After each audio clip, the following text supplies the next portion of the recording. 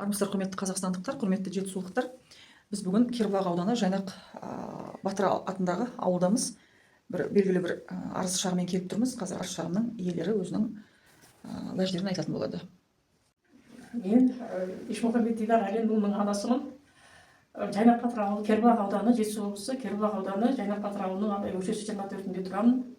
Балам жаңа жылға келген, біраз күнде ғана 3 январь күні, қаңтар күні балам 2 сағатқа доп ойнауға барамын деп мәңгілікке айырылып қалдық баламнан.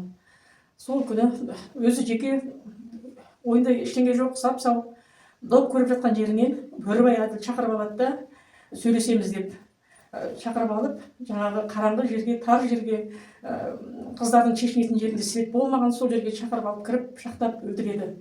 Олар шешінетін жерде свет болған. Және тағы да жаңа Жайнақ Батырдың 2 командасы бірге ойнап жатқан, қасында ешкім жоқ екенін біліп, әделеп өлтіріп отыр.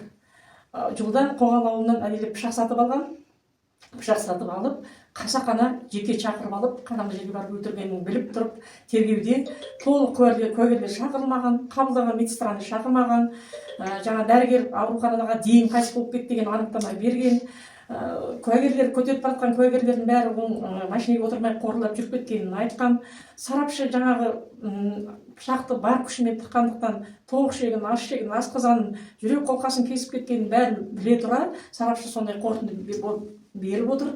Сөйтіп тергеуде толық сұралмай, бәрін ескермей, жаңағы 99 бап емес, қасақана өлтіріп отыр ғой, мен баламды қасақана емес, абайсызда деп отыр. Ол қалай абайсызда болады? Әдейілеп өлтіріп отыр менің баламды. Сосын жаңағы сотта менің баламды бірінші сотта 9-дан кете звондайды, 10:30-да болады деп күмбегін. Ал жаңағы сотталушыны 2-3 күн бұрын хабарлап айтады. Өйткені оның тергеуші танысы, прокурорлар танысы, туыстары болғандықтан ол жаңағы СИЗОда отырып, тиктокқа шығады, видеомен сөйлеседі туысқандарын, бүткіл туысқанын бірінші сотқа жинап алады. Ал менің балама тергеуші 9-дан кейін хабарлайды, екеуміз жолға шығып сотқа барамыз. Мен енді бүткіл қазақстандықтар куәгер болып отырсыздар ғой. Бұл жерде менің баламды қасақана өлтіріп отыр. Осы шаңырақтың иесі еді, үйдің кішісі. 4-ке толмаған баласы бар, шарылдап 2 рет ауруханаға жатып шықты. Жап-жас 29 жас баламды өстіп қасақана өлтіріп отыр. Оны жаңағы сотта да 163-пен қаралған іс деп айтып отыр. Енді сот әділ шешім қабылдайды деп ойлаймын. Тергеуші менен прокурор 99-ға аудармай отыр. Сондықтан тек қана әділдік сұраймын. Сабыр қылыңыз. Енді мынау осы ауылда өсіп өнген бала болғаннан кейін мына жерде мына куәгерлеріңіз келіп отыр екен. Өздеріңізде анасыздар, осы жағдай туралы не білесіздер? Қандай ойларыңыз бар? Жалпы осы өмірден өтіп кеткен азамат туралы не айтар едіңіздер? Біз енді бір көшеде тұрамыз. Ужаштың қайғысына ортақпыз. Естігенде жүгірдік. Ужаштың үйіне қарай. Өтірік шығар, может, жаралаған шығар деп. Енді Дидар көз алдымызда өсті. Сондай жарқын жүзді бала, күліп қана амандасып жүретін көшеде кездескенде. Ешқандай бұзықтық жасағанын естіген жоқпын. Арақ ішпейтін ол. Жақсы бала болады. Енді ешқандай конфликттарда нелерде қатыспаған. Әділ туралы айтсақ, енді мен өз көзіммен көрген жоқпын, бірақ талай естідім. Анаған пышақпен угрожать еткен, мынаған араға алғызған, анаған мынаған деп. Бүгін ана қамауда отырған адам туралы айтып отырсыз ғой, иә? Қамауда отырған бала, күдікті деп танылған адамды айтты ғой, Осы ауылдың тұрғыны ма ол азамат? Иә, ана басқа көшеде тұрады, бір ауылда тұрады. Атбастан көше. Еще бір қызбен бірге оқыған, иә? Сенің бір қыздарың. 30 күн балтамен жүріп қой. 30 күні ана новогодний не болған ғой, маскарад. Сонда да мас болып бәрін мазасын алып. Оны да естідім, өзім көрген жоқпын, бірақ. Сосын бір не білетінім, акиматқа балтамен жаздың күні, по-моему. Мас. Мас күйінде жасайды ғой. Сау күйінде, білмеймін, нормальный, может быть. Балтамен ана столды шапқан ғой, кіреберісте, ол стол әлі тұр, мынандай тесікпен. Сондай бір нелерінде ешкім жазаламаған. Шындай бір шағалап қолданса, хотя бы ана столды восстановить еткізсе, может быть, мынандай сұмдыққа жетпесе еді ол. Ана безнаказанность. Может, жатып қосып жібереді. Сол, может быть, әкімнің де кінәсі бар шығар, участковый қайда болды, ауылдың адамдары болды, біз қайда болдық, мынандай сұмдыққа жеткенше. Білмеймін, бәріміздің кінәміз шығар ол. Енді қалай, қандай жағдай болса да, әділ қандай адам болса да, ол тірі, ол жазасын өтеп, қайтып келеді отбасына, бала шағасына. Ал Дидар енді ешқашан тұрмайды қара жерде. Кішкентай балапан кесіл өседі. Сол енді біз әділді қаралайық деп келіп отырған жоқпыз. Біз ана сот мырзалардан талаптанып отырғанымыз әділ шешім шығарсын, Дидардың өлімі жазасыз қалмасын деп. Соған келіп отырмыз. Мен 96 жылы, 98 жылы көшкенмін. Сол кезде бала битте қойды, сондай. Тамашасын көрем жоқпыз. Катепа дегеннен басқа ешкім айтпайды ол. Ойнап жүрді. Ешқандай ештеме ондай нәрсесін естіген де жоқ. Қазір енді жалпы сіздер соттың әділ шешімін күтіп отырсыздар ғой, иә? Иә, әділ шешім күтіп отырмыз. Өйткені мына жерде анық жолдан пышақ сатып алады, одан кейін қараңғы тар жерге барып кіргізіп, ешкім жоқ екенін пайдаланып, жеке өзін шақырып алып, салып өлтіріп отыр. Сонда мысалы іспен таныстыңыздар ғой, сол жерде іспен танысқан кезде жаңағы видеода оның жаңағы өздеріңіз айтып отырған дүкеннен пышақты сатып алғандығы анық көрініп тұр ма? Балам көріп отыр. Мысалы, жәбірленуші өкілі ретінде балам бәріне көрсетті. Жәбірленуші ретінде сол бейне таспалардың жаңағы көшірмесін алдыңыздар ма? Алмадыңыздар ма? Оны міндетті түрде алу керек онда. Жалпы бүгін енді осылай көпшілік жинап, жалпы сот барысында жаңағы әділетті өтсе екен, көп дүниелер ескерілмеді деп уәж айтып отыр. Және де осы жерде соттың әділдігін ғана күтіп, осындай өз уәждерін айтуға бізді шақырған екен. Қазір енді шынайы сол жерде болған куәгерлерді де тыңдаймыз. Орында болған куәгер келіп отыр. Қазір сұрақтарға мен сұрақтар қояйын, сіз соған тікелей жауап берсеңіз, анығында қалай болғанын айтсаңыз. Сол оқиға қай күні болды, қай жерде болды, және сіздің әрекетіңіз ол күні қандай болды, соны айтып бере аласыз ба? Болған оқиға қаңтардың 3 күні болды. Жаңағы бір әлі класстасым келді. Үйде мен мал реттеп жатқанмын. Сол кезде келіп жарысқа барайық деп қоймай болды. Содан кейін мал реттеп біткеннен кешкі мал реттеп болғаннан басқа барып кетіп, содан кешкі мал реттеп болғаннан шықтық. Бардық. Келіп бардық, жолда қоғылдырдық. Жаңағы ауылдың балалары ойнап отырмыз. Звондап сұрап, жаңағы жейтін нәрсе ала салайық па деп, жаңағы әділ айтты. Сол балалар қарнымыз ашты, алсыңдар деп, сонымен қоғылға барып, магазинге кірдік, Радуга деген магазинге барып. Сол жақта нан, колбаса, майонез, жейтін заттар, сок.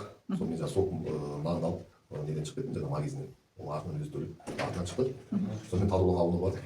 Олар жаңағы өзіміз 5 адам бардық. Жаңағы 4-еуі түсіп кіріп кетті. Мен жаңағы машинаны жауып шыққанша жаңағы таныс жігіттер жоламан дос балалар жаңағы дөңгелек жіберіп қойыпты артын дөңгелекте. Соны менен насос сұрап, мен машинадан насос алып шығып, жаңағы дөңгелектерін қашырып, насосты беріп жібердім. Одан кейін мектепке бардық. Жаңағы сәрсенбі балалар алдынан шыға келді. Олармен тұрып әңгіме амандасып, олармен бір темекі шегіп, сосын мектепке кірдік.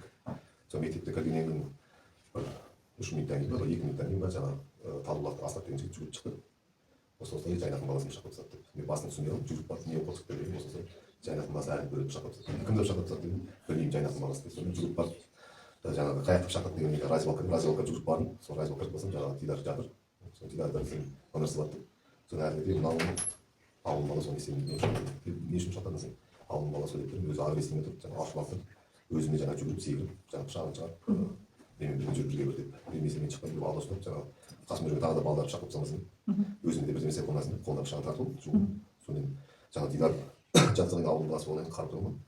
Танитын бала болғаннан кейін аман алып қойдым. Бірінші көмек ретінде больницаға алып барайын деп. Жаңағы балалар көтеріп өзім машинаға тиеп, жаңағы салып, қолы больницаға апарып. Сол оқиға болған күні сіз болдыңыз ба? Иә, мен болдым медсестра. 3 январь күні жаңа пациент Ешмұхамбет Дидарды алып келді. Алып келгенде, как алдын ала бізге старший медсестрамен звондады. Енді бұл кішкентай больница болғаннан кейін жаңа участоктан алып келетін пациенттерді бізге старший известность қояды, что мынандай пациент келатыр, ножевой ранениемен деді. Все хорошо дедім да. Біз мына жерге түсіп, астынан күтіп алдық. Күтіп алғанда машина келіп тоқтады, жеңіл машина. Содан кейін 2 бала жүгіріп шықты. Чопыр бала, жанында бала, тағы бір бала бар екен. Содан бүйтіп қарадым да, қайда деп едім, тәте көмектесіп, скорыйға звондадыңыздар ма деді. Енді бізде вообще заң бойынша жаңа скорый по первой категории они должны вывозить неге в район. Бізде енді не жоқ қой, хирургия жоқ болғаннан кейін мен сөйтіп айттым. Содан кейін ана балаға айтып скорый шақыра бер дедім да, машинаны айналып бардым да, машинаның артын ашып едім. Енді қараңғы болған 17:20-да алып келді. Содан кейін телефонымның несін жақтым да, фонарин жағында бүйтіп қарасам, артында ана жігіт жатыр, пациент. полусидячем положении, голова запрокинута вот так назад. Все, в первую очередь я открыла его зрачки. Зрачки были расширены на свет, ни на что не реагирует. Пульсын қарадым, қолында пульсы жоқ, соның артериясын қарадым. И сол моментте жаңа осмотр жасап жатқанда санитаркама айттым, жүгір барып нені алып келші, тонометрмен фондоскоп деді.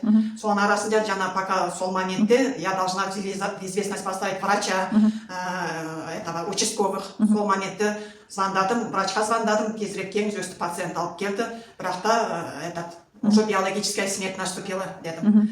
Экспертиза бойынша не деп көрсетілді негізі экспертизаны қарадыңыз ба, таныстыңыз ба анасы ретінде? Медэкспертиза сразу айтыпты, жаңағы жизненно важный орган, жаңағы аорта, жаңағы жүректің күре тамырдың қолқаны кесіп кеткендіктен ол біраз минутта, секундта қайтыс болып кетті деп айтқан жаңағы эксперт. Ол эксперттің де сұраған жоқ бірінші сотта. Мен өзім айтқаннан кейін қабылдаған медбике баяғыда қайтыс болып кеткен, өліп қалған адамды алып келді бізге деп айтты. Неғып медсестраны шақырмайсыздар, который дежурила дегеннен кейін барып шақыртып отыр. Одан кейін жаңағы сол жерде жаңағы көтеріп бара жатқанда қайтыс болып кетті деген куәгер жігіттерді де шақырмады. Оның өзін сотта мен сот мырза, сіздер неге анағындай куәгерлерді толық шақырмай отырсыздар дегеннен кейін барып шақыртып отыр. И то жаңағы тергеу барысында да оларды сұрамаған, иә? Тергеу барысында Робертов Русланды сұраған, бірақ сотқа шақырмаған. Ал енді медбикені сұрамаған. Не дәрігерді? Мен дәрігерге шықтым. Сіз енді көрген кезде ол қайтыс болып кеткен, сіз не деп анықтама бердіңіз деп енді жаңағы врачебный заключение болады ғой. Сөйтіп едім, жоқ, ол кісі дәрігер ауруханаға дейін қайтыс болды деп бердім дейді. Сіз сол күні оқиға орнында болдыңыз ба? Иә, болдым.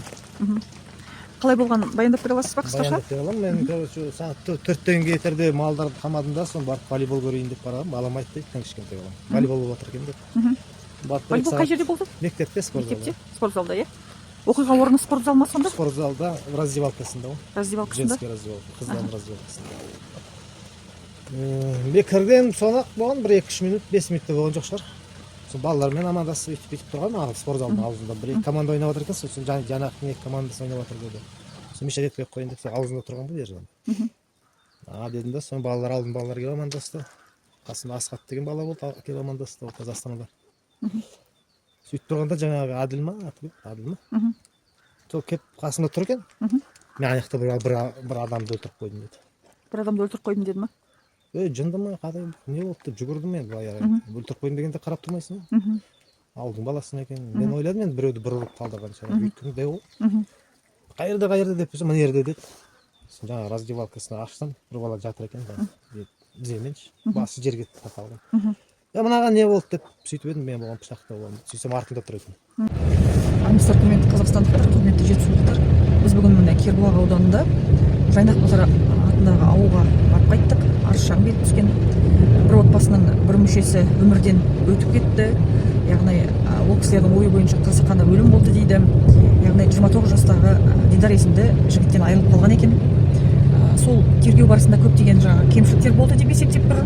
Отбасының енді уәжі бойынша олар облыс прокуроры Жұмақанов Бауыржан Альбертұлынан облыстық жаңағы сот төрағалығынан жалпы облыстық полиция департаментінің басшысы Сарқытбай Закирович Құсайыновтан да көмек сұрап, жалпы осы әділетті шешім болу үшін әділетті оқиғаны тексеру, объективті түрде әр дүниені саралау, зерделеу, қарау деген дүниенің барлығы дұрыс өтсе екен, ескерілмей қалған дүние қалмаса екен деген ниетте біздерден өтініш сұрап отыр. Біз өз кезегімізде ол қызметте болмағандықтан біздердің құзырымызда ондай дүние жоқ. Бірақ журналист ретінде сіздерге осы аталған бірінші басшылардан осы оқиғаға мән-жайына қатты үңіліп, шын мәнінде енді біз ешкімнің жаңағы құқығын қорғап, біреуінікін жаңағы таптап, біреуінікін қорғап, жаңағындай біреу жақсы, біреу жаман деп айтудан аулақпыз. Бірақ дегенмен адам өмірден өтіп кетсе, ол үшін жаңағы бір екінші тарап кінәлі ма деген күдік болса, ол кінәсін толыққанды жаңағы өтеу керек деген пайымдау дұрыс деп есептейміз. Бірақ жалпыда енді оның кінәсін дәлелдеу қаншалықты объективті жүріп жатыр, оны біз енді біле алмаймыз, оған баға беруші де біз емеспіз. Бірақ дегенмен қоғам, осы ауылдың тұрғындары, осы баланың ата-анасы, бауырлары, жақын ортасы өтініш қалдырып сұрап отырғандықтан біздер міндетті түрде оны сіздерге жеткізуге міндеттіміз. Арыз шағым дұрыс қаралып, объективті шешім болады деген ойдамыз. Жаңа Қазақстанда заңдарды жұмыс жасап, сотта барлығын әділ қарап, әділ шешім шығарады деген ойдамыз.